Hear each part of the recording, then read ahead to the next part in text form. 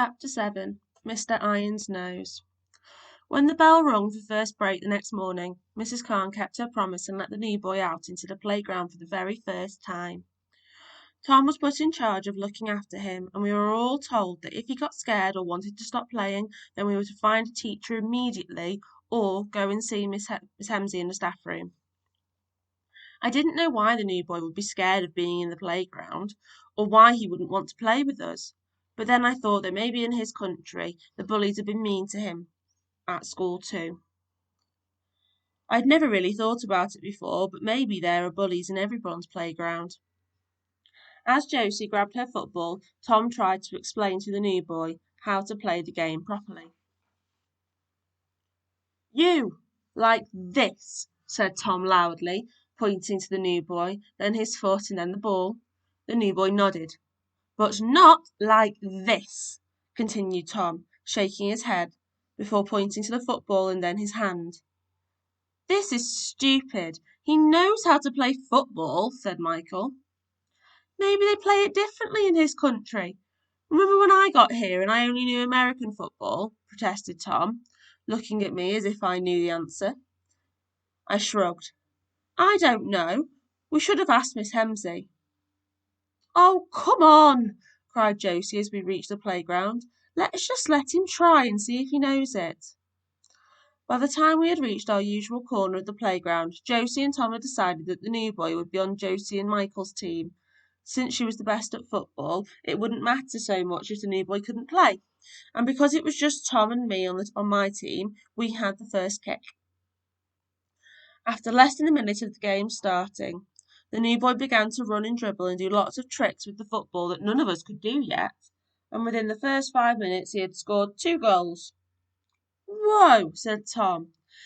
He's even better than Josie.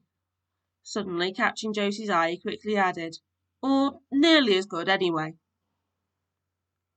Woohoo! Cried Michael as the new boy flashed past me, and Tom struck another goal. Woohoo!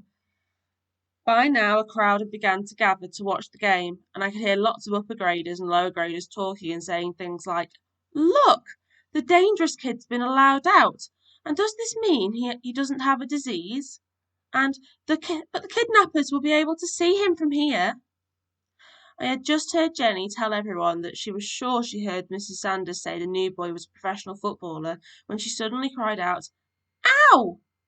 And before we knew what was happening, Brendan the bully and his mates Liam and Chris had pushed their way onto our make-believe pitch.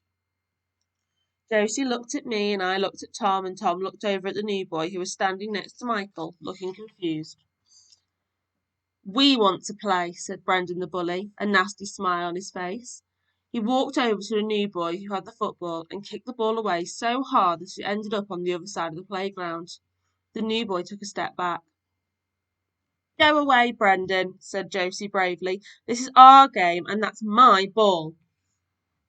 Brendan the bully turned around to look at Josie, and she swallowed nervously. But then his expression changed from mean to sad. I turned around too and saw that Mr. Irons was walking towards us. What's going on here, then? He asked, his moustache twitching. Mr. Irons is one of the upper school teachers, and is famous for being one of the strictest teachers in school and for never ever smiling.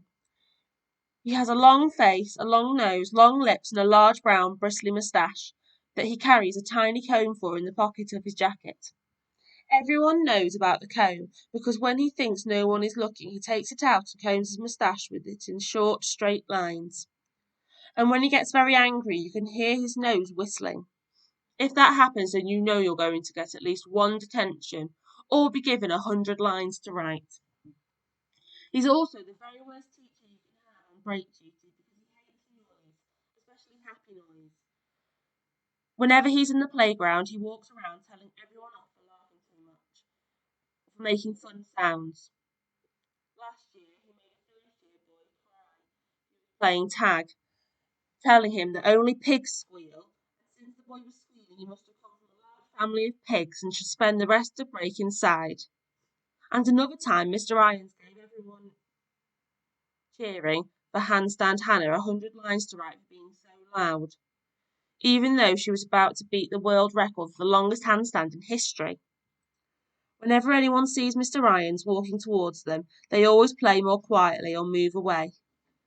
We had been so happy that the new boy was playing with us that we'd forgotten we were in a school where there were bullies and teacher bullies. Please, sir, wailed Brendan the bully, she won't let me play. I wanted to play, and she said I couldn't. Mr. Irons tutted at Josie. That's not a very nice thing to do to your friend, is it? He's not my friend, said Josie angrily, and he didn't ask. He came over and kicked our ball away.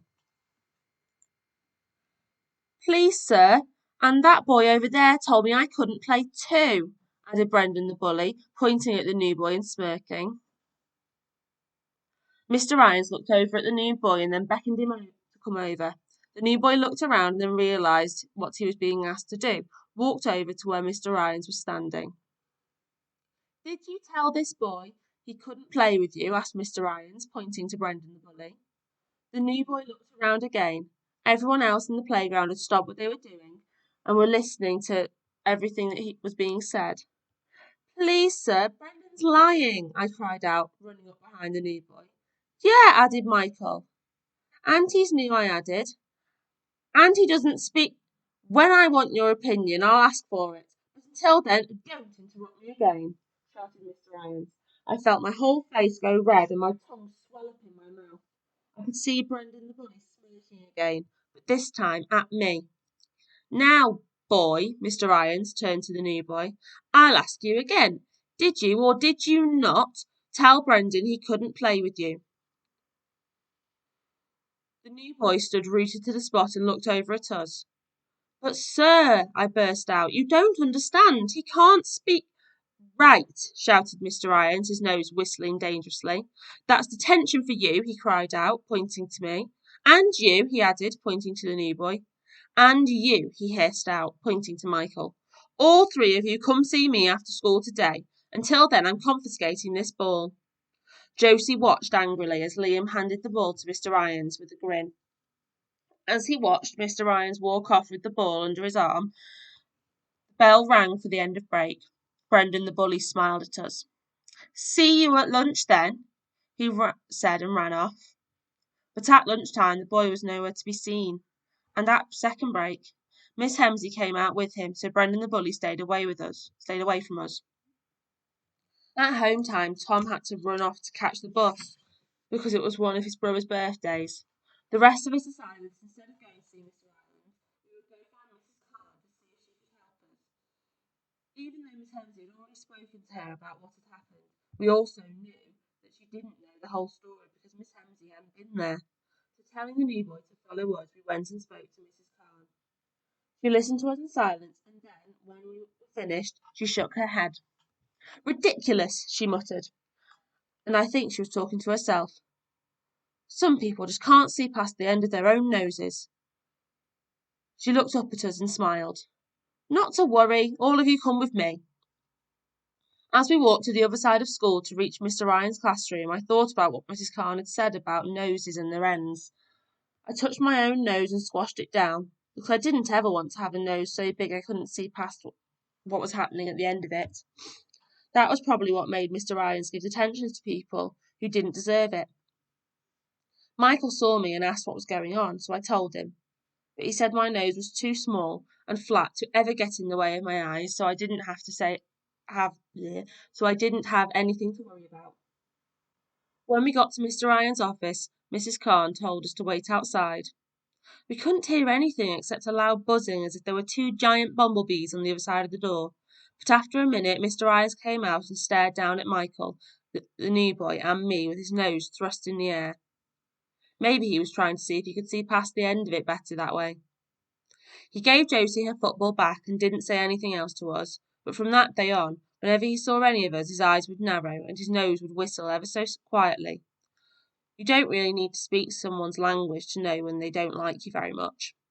So even though the new boy couldn't speak many English words, he knew we had to keep to ourselves and Josie's football out of the way of Mr. Irons and his horrible whistling nose.